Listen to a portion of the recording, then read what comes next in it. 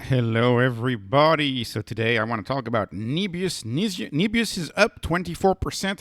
The guidance is up. The growth is everywhere on this company. This is the very definition of a hyper growth stock. I'm pretty excited about the stock being up, like I said, 24%. If you look at the number, so revenue growth, year over year revenue growth is a whopping 624%. And they've increased the guidance from 900 million run rate by the end of 2025 to 1.1 billion run rate by the end of 2025. But that is not the only guidance. Here's another guidance is 1 gigawatt of power by the end of 2026. So what they had briefly mentioned on a call prior, saying they are thinking about 1 gigawatt, they've now formalized in their letter to shareholders saying we want to have 1 gigawatt of power by the end of 2026. Remember, a lot of these companies are also valued based on how much power they have access to, and the assumption that access to power is going to be much more valuable in the future than it is today. If you look at the growth, I mean, it's outstanding. It's unbelievable. I mean, you grew 106% quarter over quarter. Q1 25 was 51 million. Q2 25 is 105 million. 106% growth quarter over quarter. I think the pop here is warranted, is well deserved. They've achieved positive adjusted EBITDA this quarter, and they still have a bunch of cash, 1.68 billion, and they're investing a lot in their capex. And frankly, this is like the capex is the only thing that prevents people from touching this stock. Sometimes they're like, I don't want to invest in this stock because I'm scared by how much they invest. I'm scared by the capex. This is a company that is really, really fearless in their investments, in their expansion. So like I said, they're going to have 1 gigawatt, but if you look also at the geographic expansion, I typically tend to judge it as a European company, or mostly European company, and what you see is that's about to change, because in the US, will they have 3 locations, 4 locations at some point? Will they have more locations in the US at some point than they do in Europe? Is this going to be a competitor to, say, a CoreWeave or something like that? Maybe. What's also very impressive this quarter is the announcement of new enterprises, and these two are a big deal. Cloudflare and Shopify. Both of these companies are best in class in their respective sector, and they shows the AI cloud offered by Nebius. Nebius gave a little more information. This is why this company is more expensive than, say, a Bitcoin miner trying to do AI HPC. Why is this company more expensive than a random Bitcoin miner trying to do AI HPC? Well, that's because if you read, the vast majority of the customers use our AI cloud because we provide mission critical software. It's all about the stack. It's all about the software.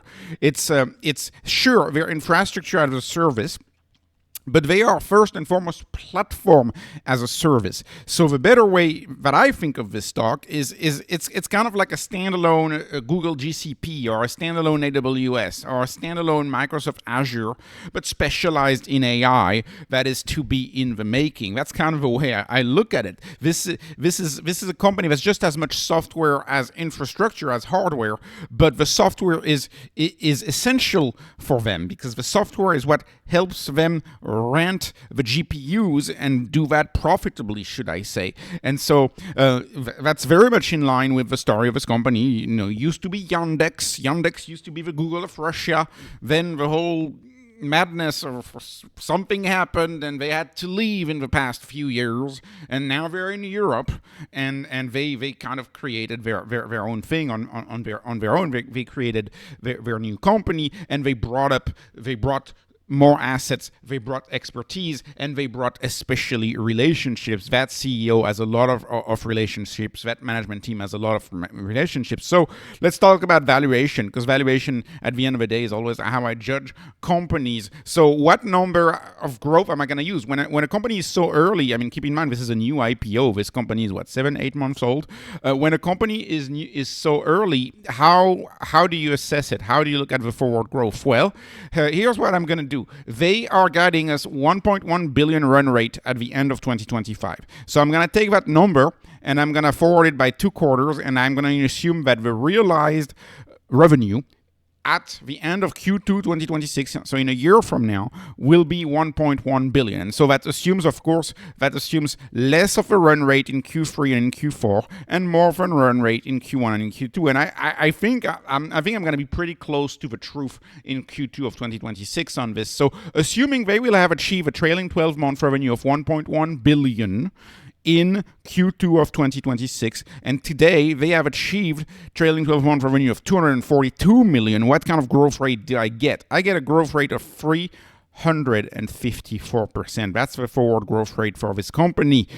The price to sales of this company is warranted when you take into account that pretty darn insane growth of 354%.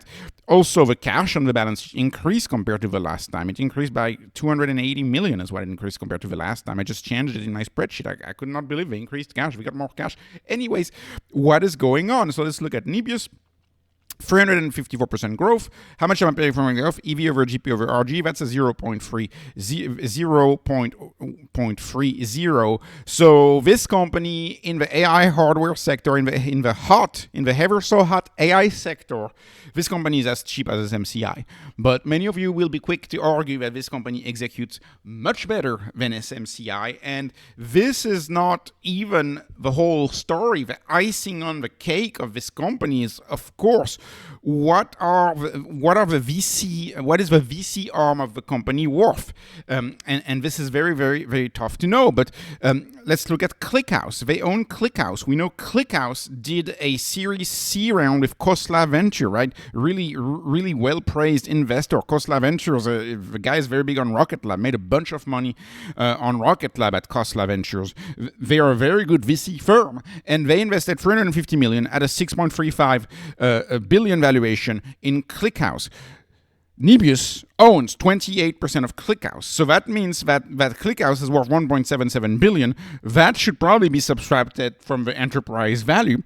And the key question is, how much is ClickHouse going to be worth in, say, 3 years or 5 years when they do IPO? Could the share of a 28% share in ClickHouse be worth in, say, 5 years the entire value of the company? That's one of the questions that I ask, and that's why I'm very happy to own this company right now, and especially when it pops 24%, it helps.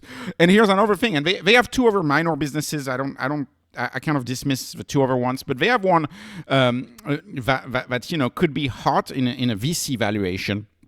AV Ride, right? AV Ride, they're preparing for an autonomous ride-hailing launch in Dallas, and they also have operations in Japan, and they have other operations all over the world on AV Ride. So again, if you spin that off, how much would that be worth? How much would an autonomous driving company be worth nowadays? How much is Waymo worth? How much is Zoox worth, right? Amazon has Zoox. Google has Waymo. Well, this is a former big tech company. They have AV Ride. What is that worth? If I were to look at standalone, I probably wouldn't like it as Tesla self-driving. I wouldn't like it as much. But this is not to say that this doesn't have value in the market. This probably has a lot of value. So if you look at those two VC investments, you got to take a good chunk out of that valuation. And so this is a stock that would look even cheaper. I like this company very much. They keep executing yet another quarter of outstanding execution. So I'm very happy to own this stock. This was not investment advice, not financial advice. This is only entertainment. I'm hoping you're entertained. Please like, please subscribe, follow me on Patreon, follow me on X. Thank you for watching, and have a wonderful, wonderful day.